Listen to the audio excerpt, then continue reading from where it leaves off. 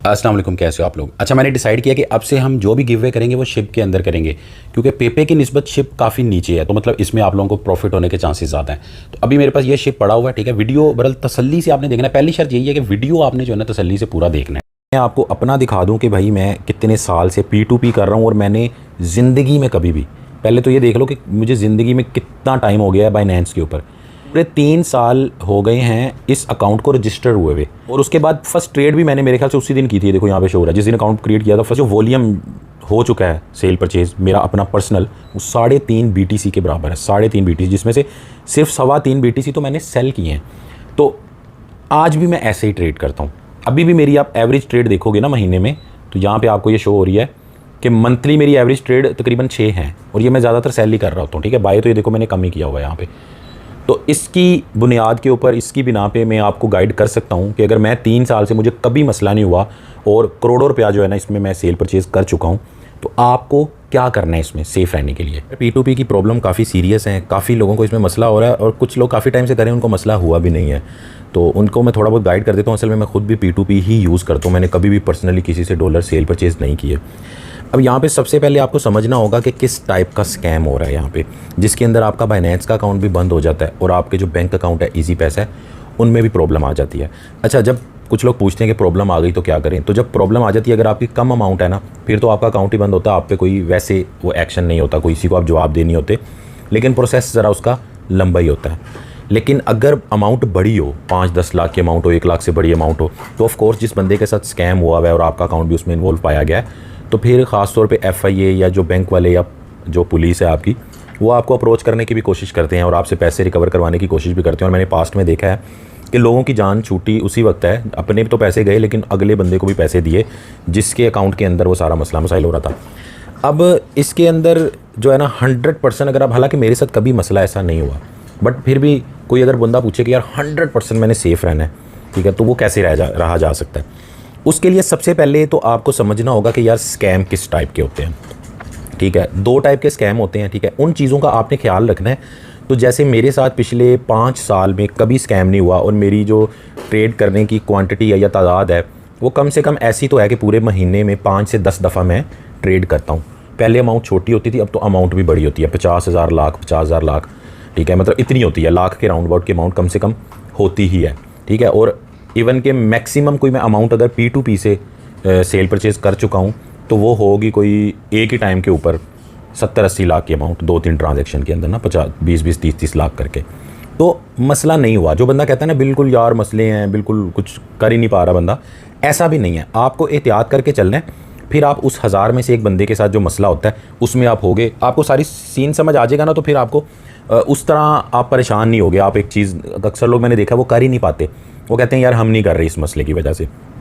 अब सबसे पहले जो है ना स्कैम को समझ लो कि किस टाइप के स्कैम हो रहे हैं, ठीक है। बहुत सारी टाइप के स्कैम हो रहे हैं, लेकिन असल में नॉर्मली क्या होता है कि 2 टाइप के जो स्कैम है वो बहुत ज़्यादा यहाँ पे फेमस है।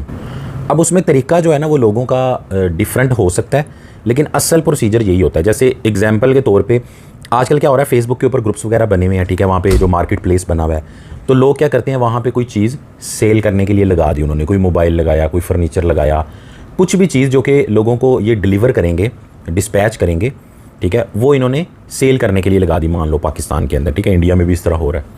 अच्छा, अब वहाँ पे जो है ना चीज़ सेल के लिए लगा दी, आगे से एक यूज़र आया, अच्छी प्राइस में लगाई, यानी कि अट्रैक्टिव प्राइस में, मान लो एक मोबाइल लगाया हुआ है सेल करने के लिए, तो आगे से एक यूज़र आया, वो एग्री हो गया कि ठीक है मैं 50,000 का मोबाइल ले रहा हूँ, ठीक है। तो मैं मान लो मैं स्कैमर हूँ, तो मैं क्या करूँगा, मैं P2P के अंदर जाऊँगा, वहाँ पर जाके 50,000 के USDT बाई करने के लिए एक ऑर्डर लगाऊँगा, ठीक है। जब 50,000 का एक ऑर्डर लगाऊँगा P2P बाई करने के लिए, तो उस बंदे की बैंक अकाउंट मुझे मिलेगी, डिटेल मर्चेंट की या जो भी होगा, चाहे वो वेरीफाइड हो, उसका बैंक अकाउंट मुझे मिल गया, ठीक है। अब वो वाला बैंक अकाउंट मैं यूज़र को दूंगा जिसको मैं मोबाइल सेल कर रहा हूँ। असल में तो मैं स्कैमर हूँ, मैं नहीं सेल कर रहा, बट यूज़र को ये लग रहा है कि मुझे मोबाइल मिलेगा। उस यूज़र ने उस मर्चेंट को, P2P वाले को पैसे सेंड कर दिए 50,000, ठीक है, और USDT उसने जब रिलीज़ किए तो USDT मेरे बाइनेंस के अकाउंट में आ गए। मैंने क्या किया, मैंने वो USDT को सुकून से ट्रस्ट वॉलेट इधर उधर किसी और एक्सचेंज में डिपॉजिट किया, जो कि ट्रैक भी नहीं हो सकते बाद में, मतलब पकड़ा नहीं जा सकता मैं, तो मैंने USDT बेच के मैं साइड पे होगा, मैंने दोनों को उसको ब्लॉक कर दिया, खासतौर पे सेलर को, जो मोबाइल जिसने परचेज़ करना है मेरे से ना। अच्छा, अब वो जिसने अपने बैंक से इजी पैसा से पेमेंट किया है वो तो 1-2 दिन ज़ाहिर वेट करेगा या कुछ टाइम वेट करेगा, वो देखेगा मेरे साथ स्कैम हो गया, तो वो अपने इजी पैसा को, जैज़ कैश को या भरल अपने बैंक को कंप्लेन करेगा कि यार ये मैंने पैसे सेंड किए, मेरे साथ फ्रॉड हो गया। तो उसका बैंक क्या करेगा, उस पेमेंट को होल्ड पे लगा देगा, उसको फ्रॉड वाली पेमेंट डिक्लेयर कर देगा, ठीक है। फ़ौरन तो अगले बंदे को भी नहीं मिलेंगे। अच्छा, वहाँ से पैसे गए थे एक मर्चेंट के अकाउंट में या एक नॉन मर्चेंट के अकाउंट में, ठीक हो गया। अब वो जो मर्चेंट है उसका अकाउंट का मसला हो गया, ठीक है। अब जो मर्चेंट होते हैं ना वो वैसे प्रूफ मांगते हैं, नॉर्मली आपसे अच्छा खासा प्रूफ मांगते हैं। तो ये स्कैमर लोग क्या करते हैं, ये फेक आपको प्रूफ भी दे देते हैं, फेक NIC बना के दे दिया, ठीक है। मतलब इस तरह की चीज़ें भी ये कर रहे होते हैं। तो इसीलिए जो मर्चेंट है ख़ास तौर पे उनको इस चीज़ का ख्याल रखना पड़ेगा बहुत ज़्यादा। वैसे वो रखते हैं, मैंने नोट किया, आपने भी देखा होगा जब आप परचेज़ करते हो तो आपसे चीज़ें मांगते हैं कि यार अपना वीडियो बना के दो। अब आपको समझ आएगी कि आपसे वीडियो क्यों मांगा जाता है। कुछ लोग कंप्लेन कर रहे हैं कि यार हमसे पर्सनल डिटेल मांग रहे हैं, वीडियो मांग रहे हैं, कहाँ से पैसे आते हैं, क्या काम करते हो, या हमें कह रहे हैं जी पिक्चर एक बनाओ, आप इसके साथ ID कार्ड के साथ एक पिक्चर बनाओ और ये वाली स्टेटमेंट दो। तो भाई ये चीज़ ज़रूरी हो गई। अब देखो एक मर्चेंट ने लापरवाही की, उसने फेक NIC देख के उसने जो है ना पेमेंट रिसीव कर ली। अब देखो हुआ क्या, उसी मर्चेंट ने आगे मुझे पैसे, किसी और को पैसे ट्रांसफ़र कर दिए। आपने उसी मर्चेंट को सेल किए डॉलर और उस बंदे से आए हुए पैसे उसको सेंड हो गए। अब क्या होगा कि वो मोबाइल जो बाय करने वाला बंदा था जिसके साथ प्रॉब्लम हुआ, जिसका 50,000 था, वो जब कंप्लेन करेगा तो मर्चेंट जो बाइनेंस का है उसका जो बैंक अकाउंट है उसमें मसला आएगा। आगे उसने जिसको भेजे, उसने आपको भेजे, आपने अपनी सिस्टर को भेजे, उसने आगे अपने हस्बैंड को भेजे, उसने अपने कज़न को भेजे, तो भाई ये पूरी चेन जो है ना उनमें डिस्प्यूट लगेगा और सबको प्रॉब्लम होगी। बाकी फिर इस तरह का जो मसला हो जाए उससे निकलना कैसे, वो भी मैं कोशिश करता हूँ, क्योंकि मेरे साथ मसला हुआ नहीं है तो बिल्कुल ऑथेंटिक डिटेल उसकी मिल नहीं रही। बहुत सारे लोगों को तो ऐसा मैंने देखा है कि वो अकाउंट को ऐसे ही छोड़ देते हैं कि ठीक है यार थोड़ी बहुत अमाउंट ही छोड़ देते हैं, बट जिनकी बड़ी अमाउंट थी वही उनको तो वाकई ही वो पैसा, वो 50,000 अगले बंदे का जो लॉस हुआ वो दे के जान छूटती हो। ज़ाहिर है फिर जो भी मामला होता है हमारे इदारे भी बीच में जो है ना आपको पता है डबल ही रिकवरी करवाते हैं। सेटिंग में जाके थोड़ा सा मैं आपको बता देता हूँ कि असल में आपको करना क्या है, जिस तरह मैं करता हूँ, तो मुझे उम्मीद है कि आपको मसला नहीं होगा। और सेकंड जो है ना वो अक्सर लोग क्या करते हैं, वो कहते हैं यार P2P में बड़ा प्रॉब्लम है तो हम पर्सनली किसी से ले लेते हैं, कोई दोस्त है उसका जानने वाला उससे ले लो। ग्रुप जो बने हुए फेसबुक वगैरह पे इधर उधर जो भी कम्युनिटीज़ बनी है बाइनेंस के अलावा, एक्सचेंजेस के अलावा, वहाँ पे लोग सेल परचेज़ कर रहे होते हैं। तो सबसे पहले मैं आपको बोलूँगा कि बाइनेंस जो है ना, ठीक है उसमें 1000 में से एक बंदे को मसला हो रहा है, हो जाता है या हो सकता है अगर वो बहुत केयर भी कर रहा है तो। उसके अलावा जितनी जगह है वहाँ पर तो बहुत रिस्क है, हर 10 में से 2 ट्रांजेक्शन के साथ मसला होगा। तो बाइनेंस के अलावा कहीं और से ना करो। उसकी मैं आपको एग्जांपल देता हूँ, मेरे से भी ना लो। यानी आपको लगता है कि यार देखो आपने मर्चेंट से लिया, मर्चेंट ईमानदार था, बट मर्चेंट के साथ एक बंदे ने इस तरह किया कि वहाँ से डॉलर परचेज़ किए और एक फ्रॉड वाली पेमेंट उसको भिजवा दी, तो मर्चेंट का कसूर नहीं है। इसी तरह अगर आपको लगता है कि जी साकी भाई जो है ना वो सही हैं, ईमानदार हैं, या साकी भाई जैसा कोई और बंदा या दोस्त है, कोई जानने वाला भाई का दोस्त है, उनसे भी आप ना लो, कोशिश करो। पता क्यों, वो बंदा ईमानदारी, जैसे मेरे से आप ले लो ना, मैं भले ईमानदारी मान लो मैं आपको आपके अकाउंट के अंदर पैसे भेजता हूँ। देखो आपने किसी को पैसे भेजने हैं ना, उसमें मसला नहीं है, उसमें अगले बंदे का मसला है। उसमें बस आपको अगले से ताउन करना है। अगला बोलेगा ID कार्ड दो, पिक्चर दो, ये दो, वो दो, जो दे सको भाई देना, क्योंकि उसका हक बनता है। पाकिस्तान में 2 नंबरी होती है। जब आप सारी चीज़ें दे दोगे ना, इसका मतलब है कि 100% आप ठीक हो।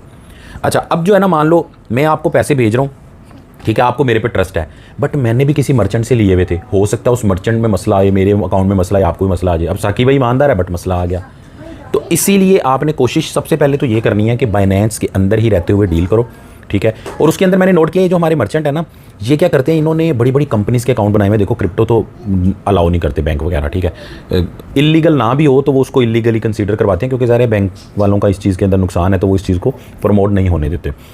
तो इन्होंने क्या किया होता है कि अपनी डिफरेंट जो है ना वो किसी कारोबार के साथ मुंसलिक किया हुआ होता है, अपना अकाउंट किसी कारोबार के नाम पे होता है, कोई ट्रेडर है, कोई कुछ है, मतलब अलग से जो ऑफलाइन कारोबार होते हैं ना हमारे, उनके साथ उनके नाम पे इन्होंने अकाउंट क्रिएट किए हुए होते हैं और किसी को पता नहीं चलता कि ये क्रिप्टो की पेमेंट्स हो रही हैं, ठीक है। तो इसलिए मसला नहीं होता। बट आपने एक चीज़ का ख्याल रखना है कि जब भी आप P2P के अंदर आओ, अब स्क्रीन के ऊपर आ जाओ, यहाँ पे आप देखो P2P के अंदर आप आओ, पहले भी हमेशा आपको बताया हुआ है कि आपने ये टिक वाले जो है ना, ठीक है, जिनके ऊपर ये टिक लगा हुआ है, इन्हीं बंदों को आपने गौर करना है, ठीक है। अब ये कहाँ से पता चलता है, अब जब यहाँ सेटिंग पे आप जाते हो ना, एक चीज़ तो आपने करनी ही नहीं, इसको अगर मैं ऑफ़ करूँ ना तो देखना भी कौन से लोग आएंगे। इसको जब मैंने ऑफ़ किया तो ये देखो अब ये विदाउट टिक लोग आ गए, ठीक है, और ये देखो 0 ट्रेड हो गया, ठीक है, और मतलब ये बिल्कुल ही अब नया बंदा। अब इस बंदे के साथ जो भी ट्रेड करेगा, ज़रूरी नहीं कि ये मसला ही हो, मतलब 10 में से कोई एक ही या 20 में से कोई एक ही जो है ना फ्रॉड वाला बंदा निकलेगा, बट मसला हो सकता है।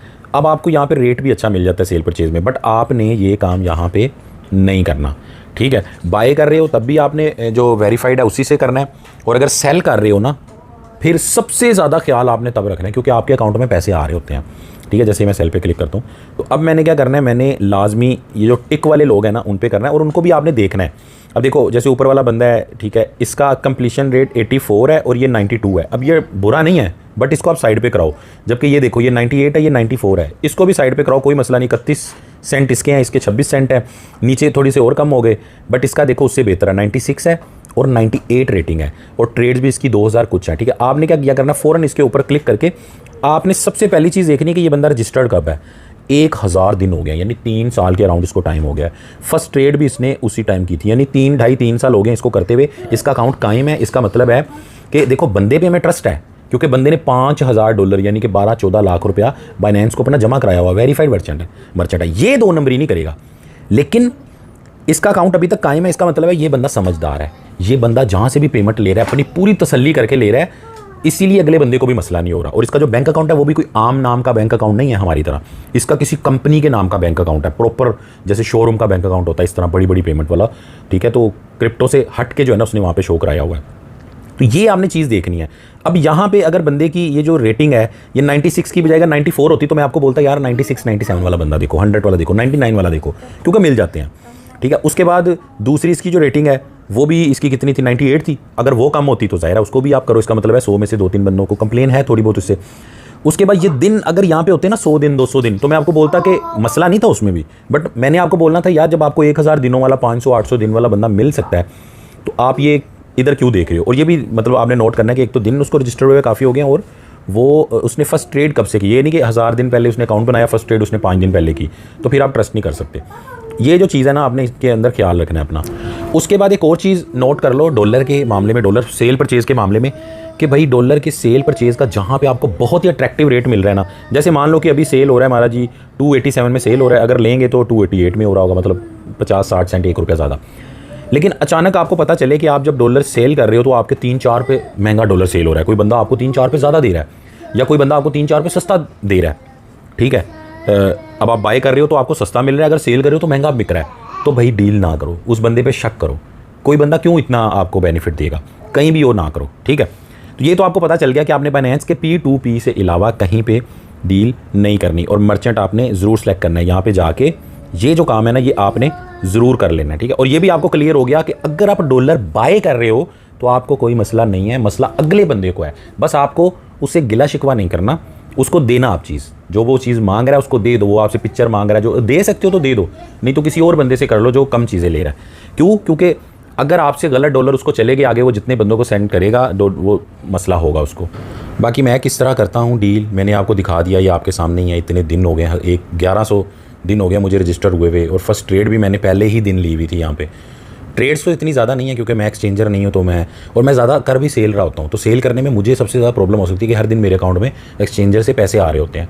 तो यहाँ पे आप अगर BTC के अंदर वॉल्यूम चेक करो, 30 दिन का वॉल्यूम ये है तकरीबन, और 3.5 BTC के अराउंड जो है ना अभी तक मैं यहाँ पे सेल कर चुका हूँ, मतलब 3.25 BTC सेल कर चुका हूँ और बाय इतने कर चुका हूँ। बट ये कोई इतनी बड़ी इसको रकम मत समझना, ये उस वक्त की बात है जब BTC 10,000 का भी था, 5,000 का भी था, 3,000 पे भी गया, 15,000 पे भी था।